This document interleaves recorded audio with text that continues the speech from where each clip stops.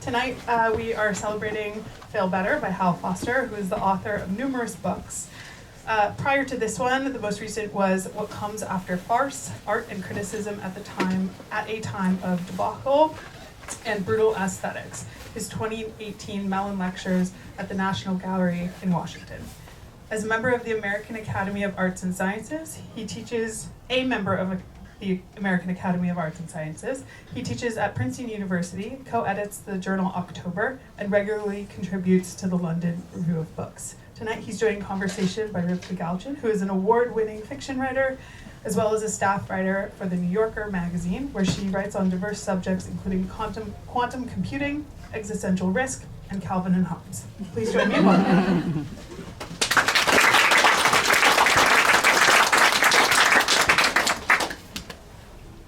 You know, you can sit up front. It's a bit like my funeral, as I imagine, and no one comes. It's actually fail better, not feel better. Anyway. So thanks, Emma, and everyone at McNally Jackson for hosting. And thank you all for coming. I'm so grateful to have Rivka up here with me. She's the smartest person I know. That's true. And that is very daunting, but she's also the kindest person I know. So it should be okay. We'll see how it goes. So this book is a book of criticism from the last 20 years or so. It has a section on antecedents, artists of a prior generation, like Richard Hamilton and Richard Serra, who have meant a lot to me. A section on contemporaries, artists not necessarily my age, but who I am in time with, which is really what contemporary means. From close peers like Louise Lowther and Barbara Kruger to younger people like Ed Atkins and Adam Templeton. And finally, a section on critics, some I never met, like Guy Debord, and some I know well, like T.J. Clark. Most of the figures in the book are either gone or long in the tooth, which gives my Reckonings subtitle a retrospective cast, but I hope not a melancholic one. Thanks for the front row. It is embarrassing, I think, to read from a book of criticism. My prose isn't poetry, but let me just offer a few paragraphs to give you a sense of the range of things and feel better. And then I'll turn it over to Rivka. So this is just 3 or 4 paragraphs, and mostly familiar figures. Andy Warhol was called Drella by his factory helpmates, a fitting contraction of Cinderella and Dracula. For like Cinderella, he lived the dream of going to the ball and getting the prince, at least sometimes. And like Dracula, he sucked the blood of others in a way that left him ravaged. His deftly doubling of celebrities, some of whom he created, is one reason why Warhol remains fascinating. More than anyone else, he acted out the strange mass subjectivity of the pop image world. As the critic Michael Warner wrote, to be public in the West means to have an iconicity. In the figures of Elvis, Liz, Michael, Oprah, Geraldo, Brando, and the like, we witness and transact the bloating, slimming, wounding, and general humiliation of the public body. The bodies of these public figures are prostheses for our own mutant desirability.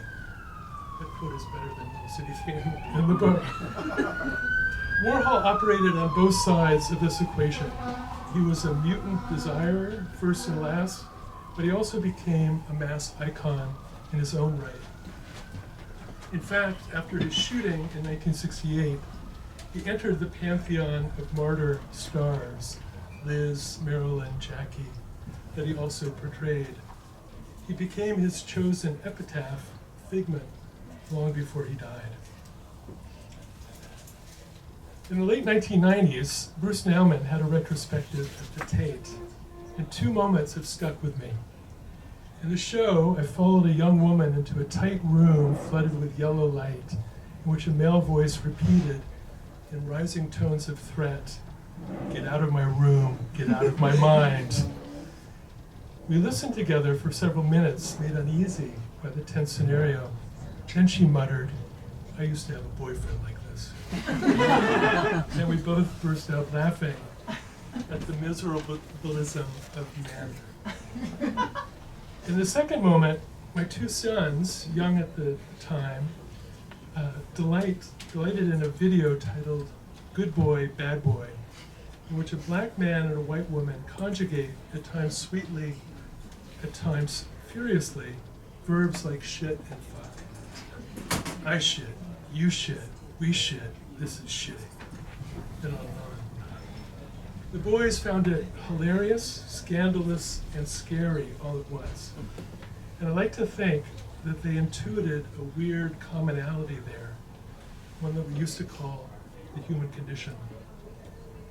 For Nauman, our humanity is steeped in misunderstanding and cruelty, and he aims to humanize us through the bits of our being that seem the most inhuman, base bodily acts and baser psychic rages.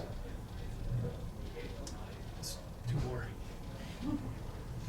Cindy Sherman doesn't negate biography as much as we critics once thought. As her series of pictures roll on, we glimpse the artist's age behind all the makeup and costuming. And the arc of her impersonations, from ingenue to grande dame, isn't unlike that of her own life. From the young artist new to the city, to the cultural figure in her own right. Her images trace this trajectory in their production as well, from small faux film stills early on to large color pictures produced at the scale of paintings. And in this social story, there is a political allegory too. Those of us who started out as the postmodernist generation, eager to build on the advances of the 1960s and 1970s in art and politics, had that future hijacked by a reactionary turn in both arenas. That painful narrative can also be read in the trajectory of her essential art. Okay, last one. Rosalind Krauss has long acted on this basic principle. Rather than impose theory on art, art should be shown to be theoretical in its own terms and with its own ramifications. In fact, theory and art can be tested against each other in order to develop the ideas embedded in each and to point to parallel concepts in other disciplines.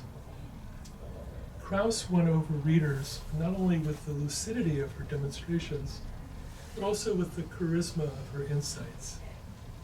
This was an identification less with a person than with a position.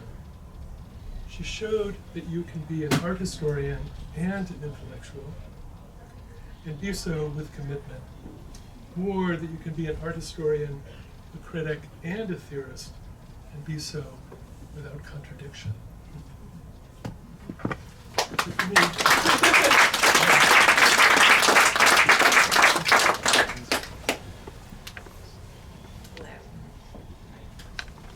I'm going to speak. You can tell me if you can't hear me. I can't really say how happy I am to be here with Hal. It's sort of, I actually was just saying to someone that I wasn't going to say this because I knew you would hate it, but I remember very well coming late to the game in around 2003, someone giving me as a gift the anti-aesthetic. And they said, is this on? It doesn't seem like it's on. Oh, there. Okay. It's 2003 Wow. again. And I remember someone giving me as a gift the anti-aesthetic and saying, this was the most important book in all of New York City throughout the, basically saying, I'm introducing you to cool, which I knew Hal would hate. So that's sort of why I wasn't going to share that anecdote tonight, but somehow it came out. I wanted to. That's never cool. Yeah. Don't worry, it's not you, it's the book. Feel better, feel better. Feel better, feel better. Speaking of, so I wanted to start by asking you your first book of essays, that all the essays in the book were by you, I think was called Recodings, Art, Spectacle, Cultural Politics. And now you're writing a book, Reckonings. And you talk about how Recoding was sort of looking forward and Reckoning is looking back. But as you were talking about, museums call it a retrospective. And you call it a reckoning. And I was curious about that decision, that word. Yeah. Recodings was 40 years ago. Yeah. And I'm now 60. I'm about to turn 70. So it is retrospective. But at least to me, Reckonings, it doesn't only mean accounting, because I don't really like the criticism as judgment, although I do evaluate.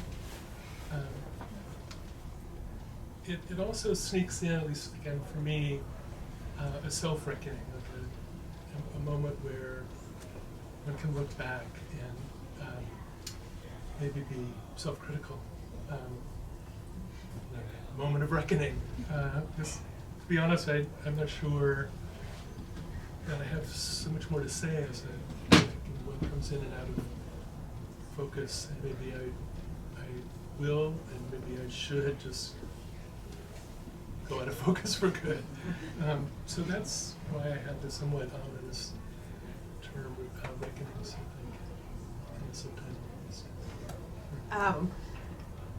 I was thinking about how so this book is looking back, it's kind of the closest thing I think you would ever write to what someone else might call like an intellectual memoir, which is something I feel that you wouldn't write. But you did, as far as I understand, in these essays that you chose, most of them from the past 20 years, you kind of retried them. You did another essay on them. How much change did you add, and how did the essays kind of surprise you as you looked back at them? Were you sort of surprised by some of them? Were they what you remember them as? Well, I bet you've had this experience too. Most often you think, oh my God, how did I write that? So bad. And so you really want another crack. Sometimes, one is surprised pleasantly. But yeah, I mean, an essay for me, and this is why I love the form, is really an attempt, and it's never perfect, and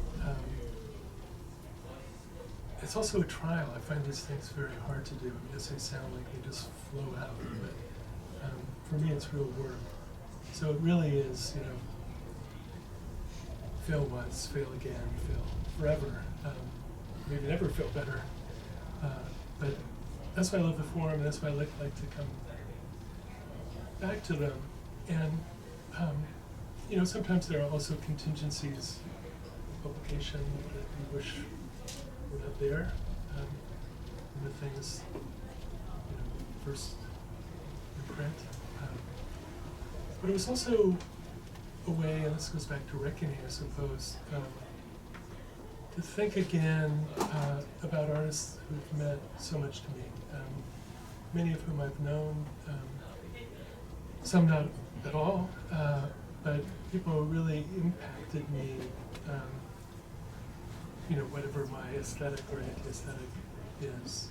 It begins with Richard Hamilton, who one of the so-called fathers of pop, who I got to know in the last couple of decades of his life, and that was an extraordinary encounter for me. It goes on to figures like Richard Serra, with whom I had a long, maybe overlong dialogue, and then proceeds to rough contemporaries, people rough them in the language, and then on from there. So, yeah, Reckonings and essays to try again, give them my best shot.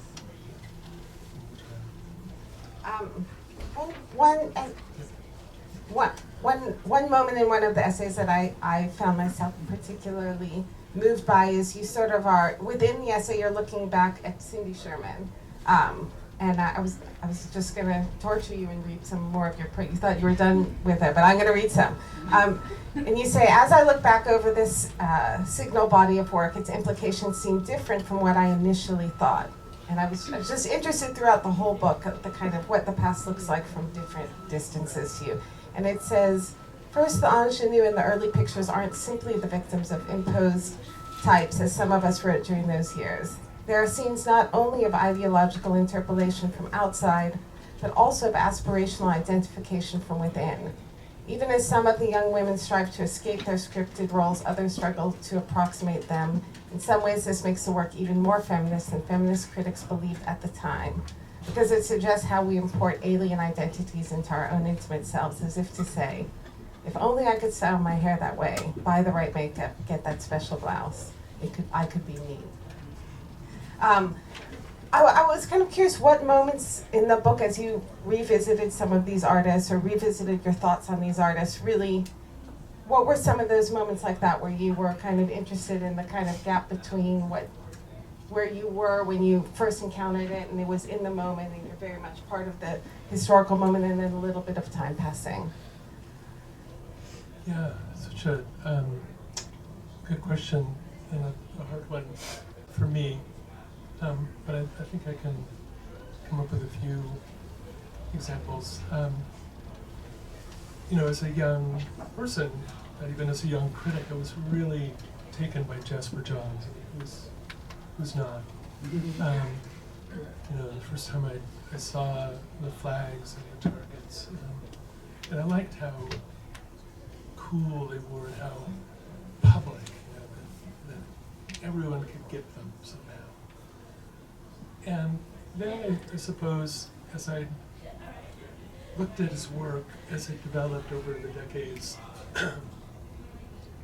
I was really taken aback how it turned inward and became more and more private, more and more hermetic. And I suppose that turn disturbed me because I was really formed by minimalism and pop, which in very different ways assert that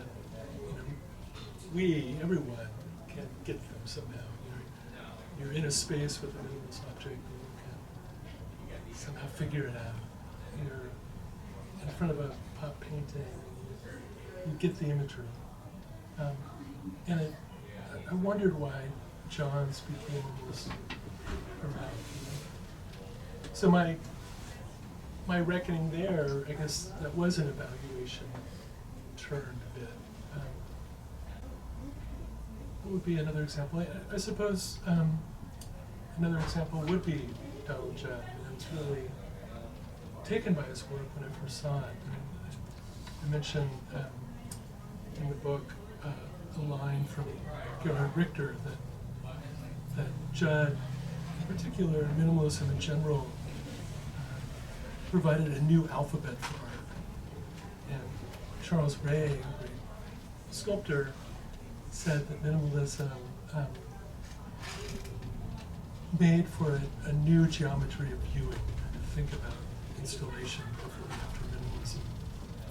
And I was all in. I actually believed the language around it, that it was all about the body and the space, the whole kind of phenomenological frame of the work. I guess I believe. But over the years, it seemed, and maybe this is where the influence of Richard Serra came in, more and more like a shiny product on the floor.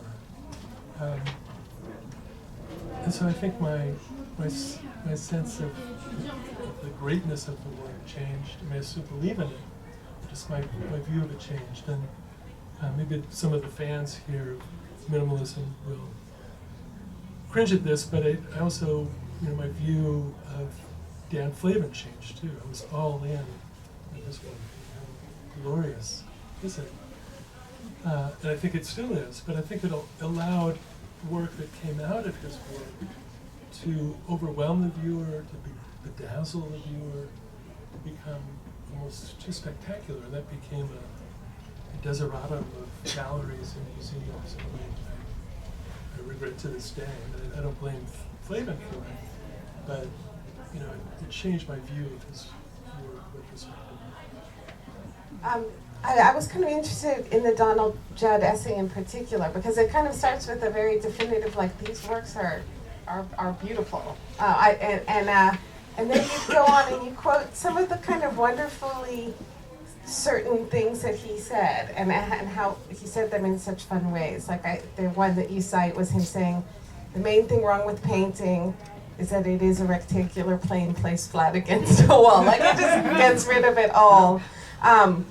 And I sort of thought that certainty seems like charismatic to you, both in that essay and in general, and slightly maybe more about being generative than about being right. I was kind of, I was curious how you are, especially since the emphasis of the book, well, the title of the book is Fail Better. You talk about how you tell your students, don't follow a lead, follow a blind spot that interests you.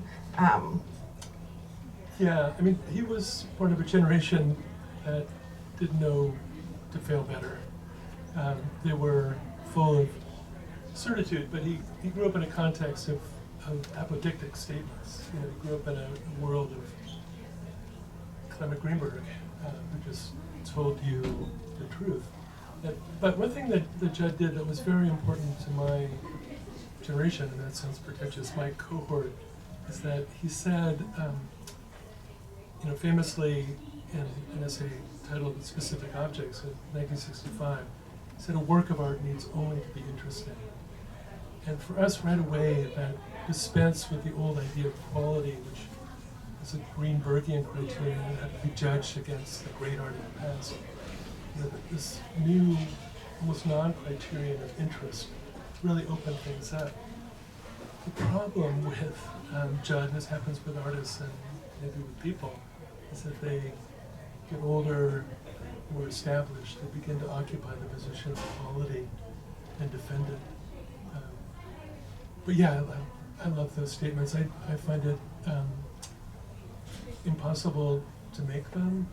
As a young critic, maybe not so much. I regret certain very strong things that I said and how unhappy I made artists. But I think as a young critic, maybe as a young artist, you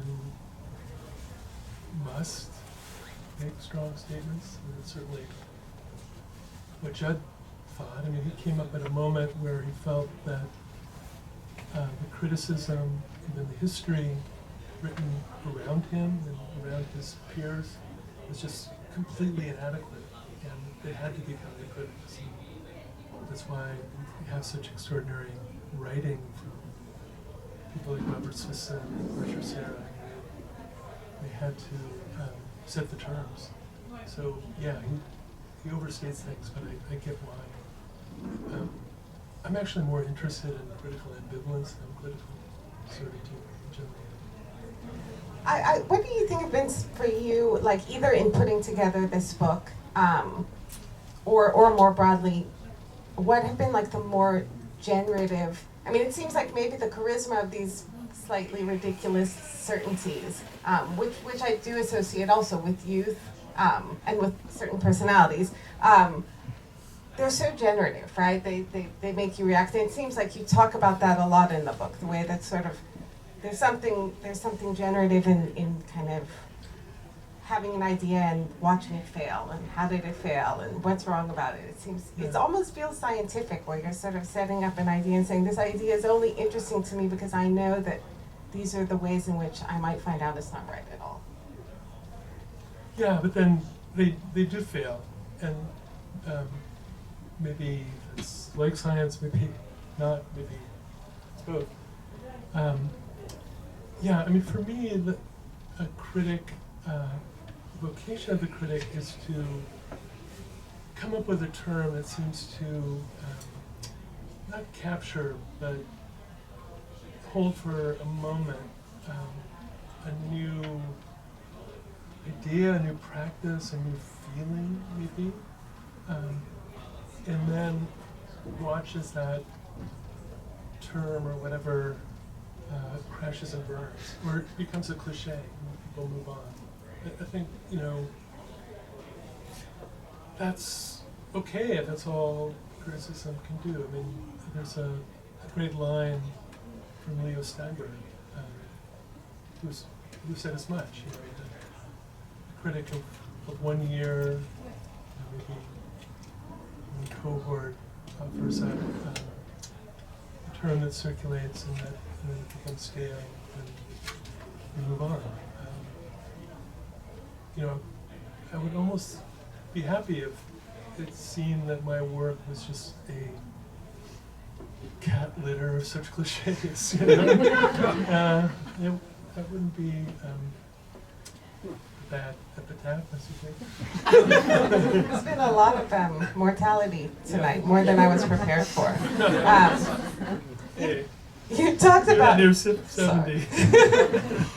Well, I mean, one thing that comes up in the book is like over the course, I mean, on the one hand, these essays are from the past 20 years, but you also think, you go even all the way back to the anti-aesthetic and sort of think about it a little bit, and you talk about things that have moved, like the idea of the body, the idea of appropriation, the idea of the real, and even the idea of the critical. So I don't know, I was kind of curious where you, I guess I thought it would be fun to start with the critical, like what is the arc you've seen of its place? And you even take time to say the post-critical is not for me, which is one of the few kind of definitive statements in the whole book, so I'm interested. Yeah, I actually do speak in a few certitudes. It's true. Yeah, I mean, for me, that's a complicated question. Critical. I can. I'll tell you a really quick primal scene, which, as all primal scenes, is both real and fictive. So when I was about 15 in Seattle, my best friend, his family had art. I barely knew what art was. I was in his living room once alone, and there was this thing, I knew it was a painting, and right next to it was a window that looked out to Mount Rainier. And if you grew up in Seattle, Mount Rainier is a god, hovers over the city, and nothing is more beautiful. And I looked at this painting, and no doubt I was stoned, and I thought, that's the most beautiful thing I've ever seen. And you know, I go up in the mountains, I go out in the water, you know, I'm a nature guy. But bar none, it was the most beautiful thing I've ever seen. And then in a flash, I thought, you know, so this is my aesthetic experience. And then in a flash, I thought, why do they have it and we don't? So my first real aesthetic experience was cut with this critical suspicion, maybe this critical resentment. And you know, the moral of my cooked up primal scene is that's why I became a critic rather than an artist. Because I really believe in the critical. I think you have to be a touch resentful about the world, about class, about many things to be a critic. And so that's primal scene one. Primal scene two is that I was also part of a generation for which critical theory was everything. There was a way in which the avant-garde the artistic avant-garde had begun to run into the sand, but not critical theory. There was a certain displacement from the politics of the 1960s to the theories of the 1970s, and that's really when I came into adult consciousness. And that displacement was huge for me. And it was a displacement. So I always really believed in criticism and its importance. And I think for my generation of critics, it became too much of a criterion in a way. And artists began to resent criticality as the prime goal of art. And I get why. I mean, how could a 28-year-old title an anthology of essays be anti-aesthetic? I mean, what right did I have to announce the aesthetic as somehow done with, or that I was opposed to it? Like, who cares? But that was a very strong sentiment at the time.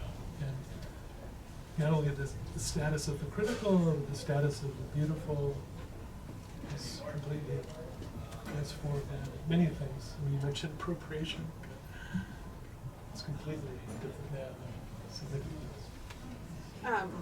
Do you feel like the methodology of your criticism has evolved? I mean, one description of it, like you talk about, I've always focused not only on what art signifies, this ties to the primal scene, but also on what it says about the conditions that prompt it, the historicity of the ideas embedded in the practice. Is that sort of, do you feel like that's been a through line? Or has it evolved? Has the method itself evolved a bit? Not even feel better, just feel the same way. I don't think so. I think there's a reason why that remains important to me. I was formed as a art historian, not as an art critic. I was really a critic before I was a historian. Formed as an art historian in the 1980s, when art history was really riven, at least art history that you cared about, between a semiotic approach that was interested in structuralist and post-structuralist moves, and a social historical approach that really wanted to pull the work back into its context. Meaning was determined there, and only there. And for me, I mean, these were already in place. I mean, in a way, Rosalind Krauss could represent the semiotic approach, and T.J. Clark the social historical. This is a shorthand for us now. And there was a war. It was great. The discipline really mattered because there was this opposition. But for me, they were not opposed, because it seemed to me that the whole point was to figure out how a work, how a practice signifies, but also to figure out how that significance is bound up with its own time. I think there's one addition I would make, which is this idea that the work is bound up with its own time, and that's held in the term historicity. The work means what it means in the moment of its making. I never quite believed it, because I think we use this term, the anachronic now, to complicate this idea that work only means what it did in its moment, which allows for reception to change the meaning of the work. And I've for a long time felt that the historical avant-garde, the really important avant-gardes of the teens and 20s of the last century, that they were not really understood until much later. So there's like a deferred action too when it comes to important work on it. It was a long academic answer, I'm sorry. There have been moments in your career where you were kind of a critic first, and there were moments where you kind of were more academic and doing more sort of academic history, and I was kind of curious if you have a sense of what pushed you one way and what pushed you another way in those moments in time. Yeah, I mean, I went to college back east. I was in New York as just a kid in the mid-1970s, and to live by the late 1970s. And art history then was, it wasn't even a swamp. That suggests that there was more life to it than there was. It was just old concrete. There was nothing on. And, if the academic future seems grim now, it was even worse then. So people like me who are interested in art, interested in criticism, had no academic opening whatsoever. And that was far from my mind anyway. I was lucky enough to hit New York when artists came from LA, mostly Cal Arts, from upstate, mostly Buffalo. Obviously many were here, but I fell into a cohort that became known as the pictures early on, so I felt really lucky to be connected to a young group of artists that I could talk with and work with and write about. But this was also a moment when the art world was taken over by the art market. This happened in the mid-1980s, into the late 1980s. And some of these artists became rich and famous. And I was at work as a critic and as an editor, and it just became too hot for me to bear. And at that moment, weirdly, luckily, the Academy opened up to contemporary art and critical theory in a way that I never was interested in before. And so, in a way, I stepped out of art criticism into art history. And also, I didn't want to write about these artists once they were taken over the market. I didn't want to have anything to do with value creation, although maybe I have in the past. So I was happy to explore historical projects, but contemporary art also opened up historical projects for me. And, pictures artists with this emphasis on sexuality and representation made me think about surrealism, for example, in a wholly other way. And so that back and forth between criticism and history, contemporary art and historical art, as always, is really important to me. It continues to be. I just don't feel as connected to contemporary practice anymore. Of the sort of kind of things that have shifted so dramatically, I mean, you almost laughed when you talked about how much appropriation has shifted. Yeah, I guess I'm curious what kind of holds your interest the most or has sort of surprised you in sort of the shifts in what the real is, or sort of what the presence of the body is. Yeah, I mean, take the body. The work that mattered so much to me for convention minimalism, it addressed a body, anybody, everybody. It didn't differentiate the body of the viewer. It was concerned with embodiment, what it was like to be a body in a space. And that was quite extraordinary. But artists and critics came along to say, we need to be more specific. We need to think about differences. We're not all the same. Not only differences in making, but differences in viewing. And that became one really important line of work that developed out of minimalism. In a way, the complication of the subject, the complication of the artist, the complication of the viewer. And it was the same with space. It's this object in a space. Well, space is not just a frame. It's a gallery, a museum. It's an institution too. It's discursive. It's political. It's ideological. And that was that specification is important to work on. The real is even trickier. I mean, minimalism was called the art of the real. It seemed to be so emphatically there. But for my cohort, everything seemed to be the image. We were the kids of the Society of the Spectacle. So, we were involved in a critique of representation, where representation seemed to almost subsume the real. And that was the passport of art and criticism as much, art and criticism in the 1980s. In the 1990s, the real took on this whole other valence because, there's the AIDS epidemic, the welfare state crashed, the body was in crisis, the political body was in crisis. The real became associated with the traumatic.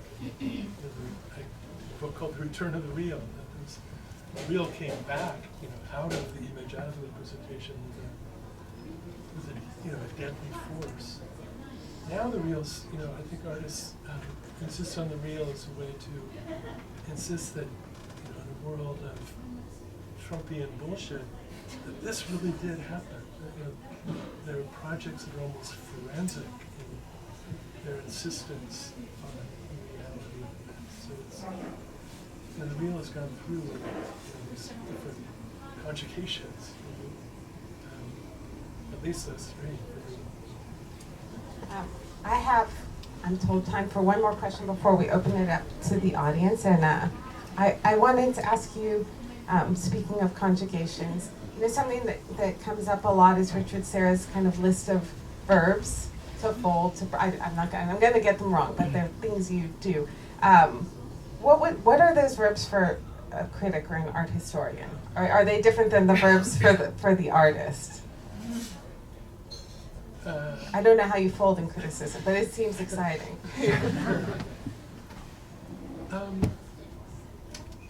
Well, I could use the line from Beckett. It's the title. Let me see if I can do better.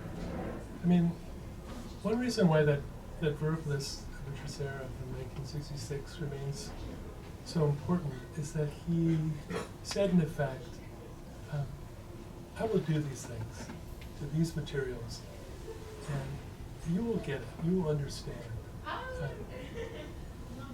The meaning is in the method, and it's there for everyone. And that public address, I think, is really important. God knows, for most people, his early work was entirely opaque, so it didn't really work. But that commitment to transparency, I appreciate. So, my verb, if it's a verb, would be, to be cogent, to be concise, to be clear. Because I write, don't you write? I wouldn't ask you a question, maybe I can. Don't you write because you feel muddled to begin with? And I write, I want to get clear. And then to clarify, I think that would be the way. But I do want to, can I ask you a quick question? No. Because we didn't. Because maybe this is a way for other people to jump in. It seemed to me that, maybe in my own generation, certainly a prior generation of writers, there was not much interest in art and theater, with a few exceptions. Billy, very keen. And then, there wasn't much crossover between the art world and New Yorker had John Updike because how ridiculous. Whatever you think of it as an author, it was ridiculous that he would be there. Do you believe, or why is it that I believe that writers are more interested in art, more interested in criticism than they were? I think it's a great question, even though I feel like betrayed and that I didn't sign up for this. Sorry. But I really don't know. But I was thinking in terms of fail better. I mean, I think you're going to be unhappy with this. I was thinking one of the things about criticism that's appealing to me and to a number of other writers I know is in a sense that it's not so easy to get into. And so, it's not so easy to understand point by point. So in a sense, often, like I remember Adorno was maybe one of the first writers who was meaningful to me in this way, where I would read a little passage from Minima Moralia. I feel like a lot of things were being generated in me, partially because I didn't really understand what he was. It's a pretty accessible book among his books, but I wouldn't totally understand what he was saying, and it would generate all these thoughts in me. So it was almost kind of just like hungry. And it did that more than a novel or a story. I don't know why. It was denser. You said concise. I feel like that's part of it. Right.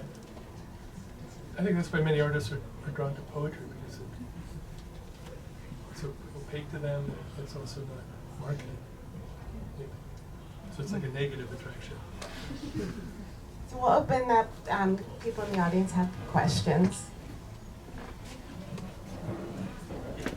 So you talked a bit about, like, earlier about the difference between, like, a retrospective and a reckoning.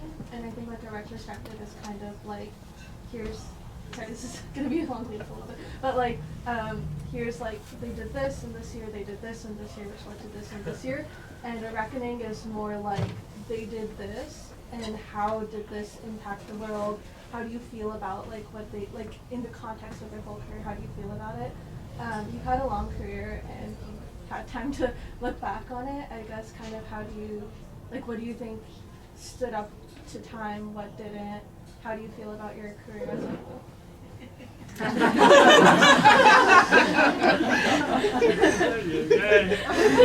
think we need to go back to 6:30 and rewind the clock. I guess it really is over.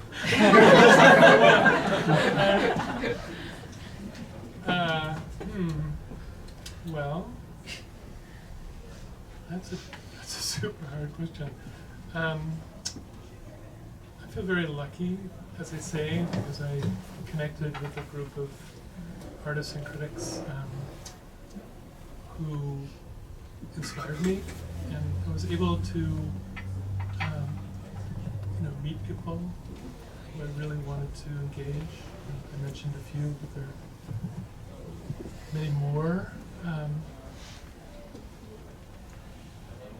The short answer would be a B.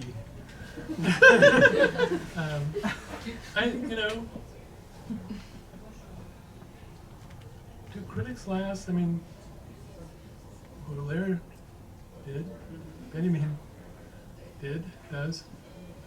Well, I don't think so. I think I'm a good, strong footnote. So that's to say, I feel I've had my moments, but I wish to know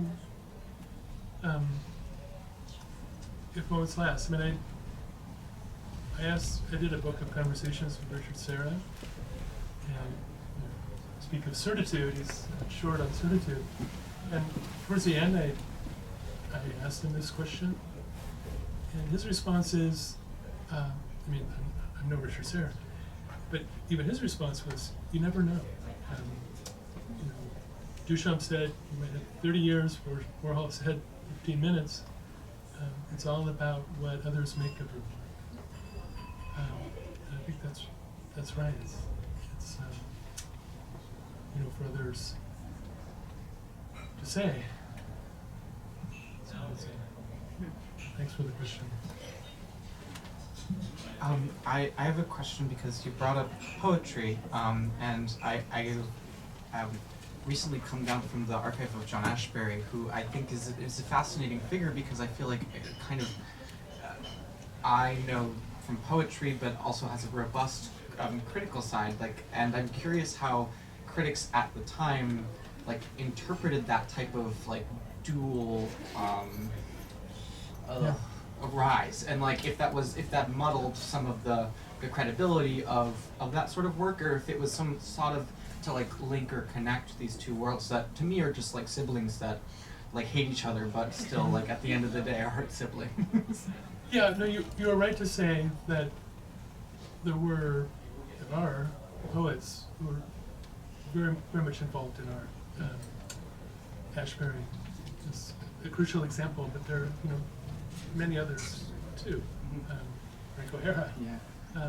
But even in towards the present, like Peter Sheldon. For me, that work didn't count as much as criticism because it was. It was not belletristic. That's not really fair, but it was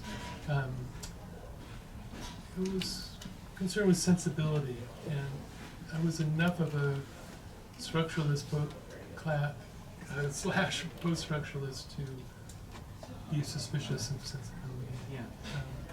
So that wasn't really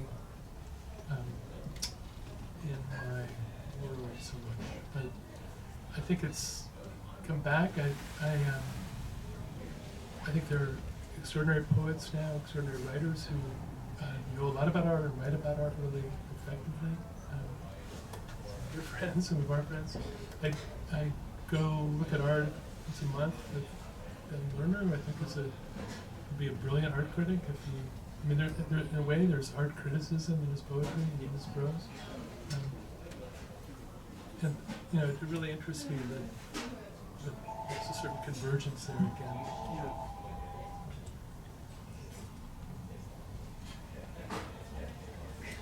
Gonna get the mic. Thanks. Thank you. I was so struck by your primal scene shot through with class sensibility, and I wanted to know, with that hanging in the background, and thinking about the way you ask questions about your sense of the change of terms over time, what is your sense of the public as a term, and has it's changed over time, the public of the art world that you've been engaged in for so long? And I wondered too, to kind of cap it off at the end, start with the primal scene and then bring us to where you've brought us, because mortality has been a theme.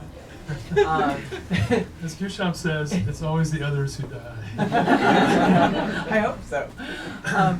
Well, whether, because you've said, you know, maybe it's time for you to, I forget the metaphor you used, to step away or to turn aside, or, Yeah. and I was thinking, of course, of the public and the digital world, and if that had anything to do with your sense that it might be a time for you to step away. Yeah. Well, I mean, the public seemed quite small. I mean, this was an illusion when I first came to New York. It seemed to me that if you hung out for a bit, you could figure out contemporary art, figure out its public. It was, you know, the art world that I entered in the late 1970s was much closer to the 1950s or 1930s than the art world of today, which is massive and dispersed and crazy, schismatic. There's no real comparison. I felt then that I address the public that mattered to me, which was really quite a small community. But that's completely other now. But it still is really important to me to think smartly for a community of informed people, then to write for a public that's interested but not necessarily informed. I mean, that's why I write for October on one hand and also write for the London Review of Books on the other. I don't think I can go beyond that scale much and make much sense or to others. But your question is really about how does work count for others, and I just did a little booklet called Exit Interview with an old colleague of mine, Benjamin Buchloh, who's a great critic.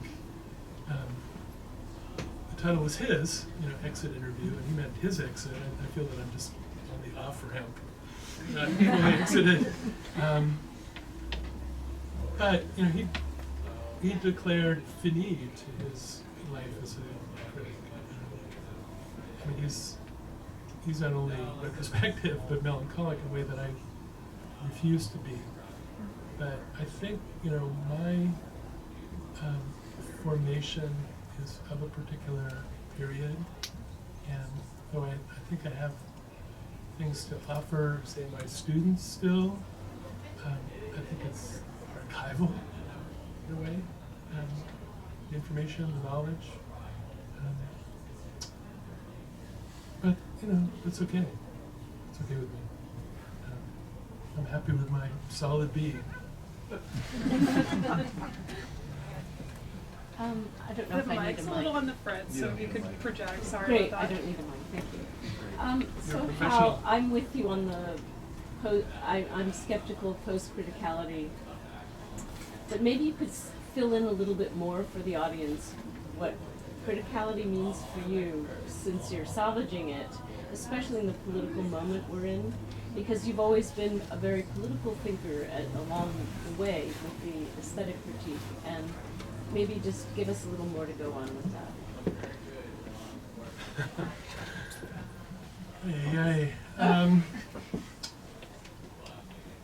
Emily, I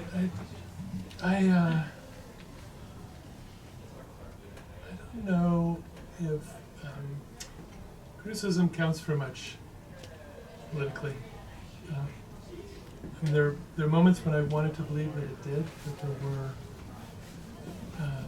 there might be resonances, even ramifications, but you know, we are of a cohort that really believed in not only the politics of representation, but the politics of theory, that you change minds as teachers. I remember when I went to Princeton, Andrew Ross said to me, "Well, you get to mess with the minds of the kids of the ruling class." Only now to be told that I'm just a good member of a professional managerial class. But there are still moments when I feel that works, that critical spirit catches on in a seminar, not only with graduate students but with undergraduates who come to it and are maybe changed. What that means for them down the road, who knows? But I think we came after that moment of Sartre and Foucault on the streets of Paris, and I think we had such moments where we thought there was a connection between theory and politics, and maybe Occupy was one, maybe BLM was another. But these are moments that come and go, and if you can press them and think them and hold them for another generation, maybe that's important. But in terms of direct effectivity,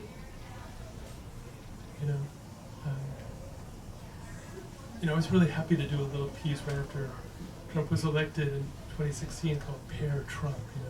Trump as Ubu. God, yeah, I nailed him. I took that as a T-shirt and strolled on. So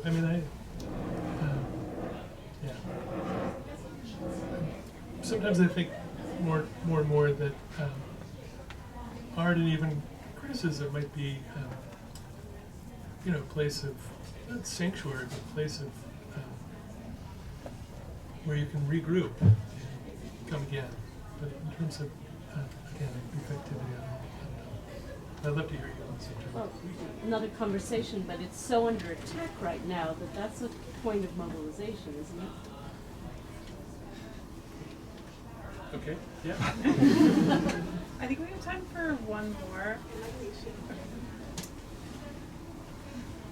Yes, you want to stand up? We can hear you.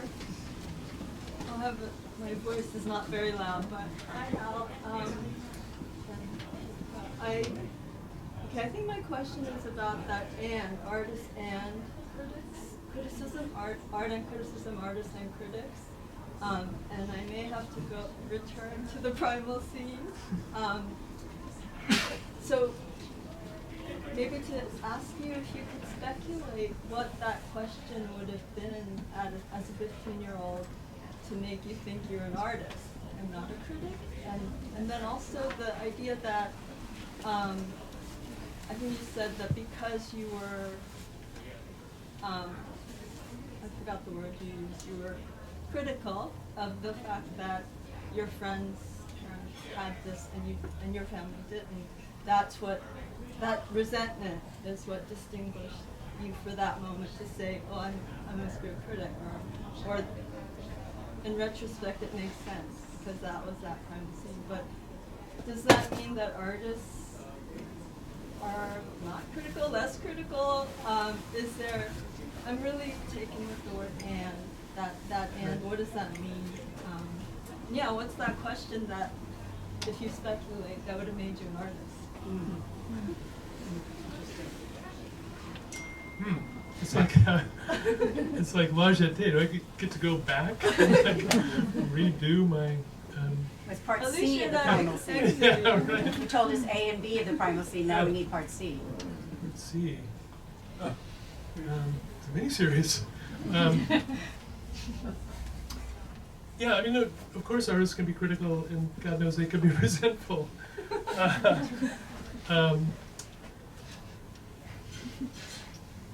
Yeah, that's, that's an impossible question because I'm the analyson in that scenario, not the analyst.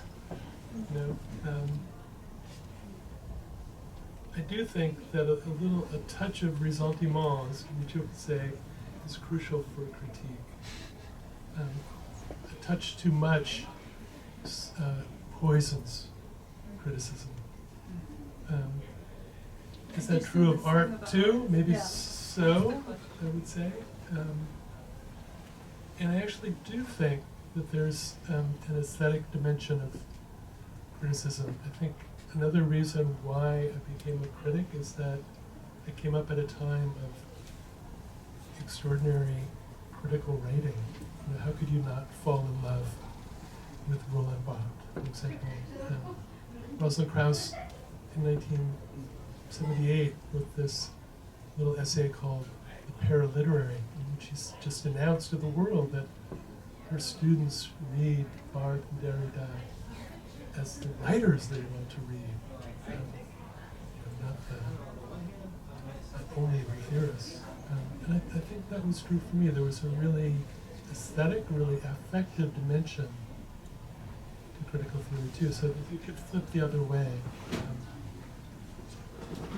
But yeah, I don't have a better answer. Sorry. We had one more question in the back, but I don't know if you wanted to. Sure, yeah. Thanks for this very generative conversation. I have a question about whether you have any thoughts on the current state of criticism, of art criticism, especially since I think there's been such a long, let's say, discussion around the collapse of the critic system on the one hand, and then on the other hand, in New York City over the past couple of months, you had such a enduring discussion around by younger artists and writers around the state of criticism. Should it come back? What should happen? So, what are your thoughts on that?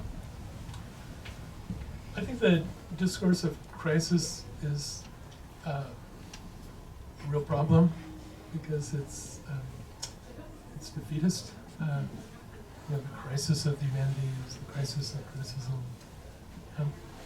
What amazes me about New York and other places too is that even when things are as grim as they are right now, young people and not so young people still find ways to make spaces, make venues, make publications. Criticism doesn't go away. The critical impulse can't go away.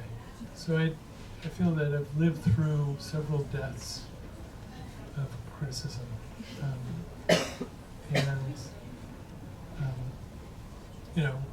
God knows, at different moments, I have argued to my colleagues in October that we should just end it. Like the 100th issue, I said, stop punctually. Modernist journals, they're like 6 or 7 issues. We're at 100. And the compromise was we will do an issue on obsolescence. And now and there's an editor of October right here, we're close to issue 200. So what we do, post-obsolescence. I'm actually quite optimistic about criticism, weirdly. So I think along with the aesthetic, affective dimension that drew me in as a kid, I think there's a utopian dimension to criticism. It wasn't simply denigrate the present. It seeks to open up other possibilities. Maybe that's the way to think about criticality that still counts. To address the present, but also to at least wish for the future. Seems like a good place. Thank you all for coming.